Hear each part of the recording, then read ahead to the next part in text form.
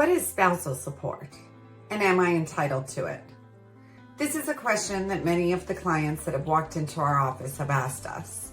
So spousal support is looked at in two ways.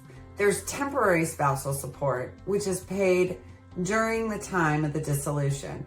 And really this support is intended for each person to have as close to the status quo as possible while the case is going on. At the end of the case, there's going to be a permanent spousal support number if support is going to be paid by one of the parties. And the court's going to look at several different factors, such as the earning capacity of each of the parties, the length of the marriage, the age and the health of the parties, and the marital lifestyle. Spousal support is appropriate in certain cases, and it's not appropriate in other cases. If there's only a small disparity in income, a court may choose not to award spousal support to either party.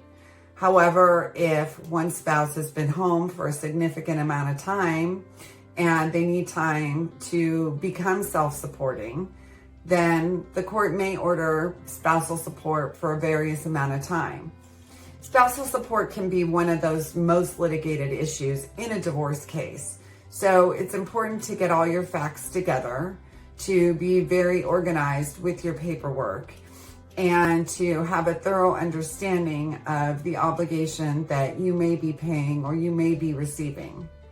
I can state that most people are unhappy with the amount of spousal support that they come out with at the end of the case.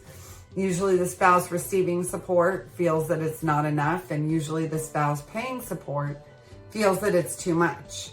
So if there are ways to come up with a reasonable settlement in regards to support and reasonable timelines, then a couple should be encouraged to do so.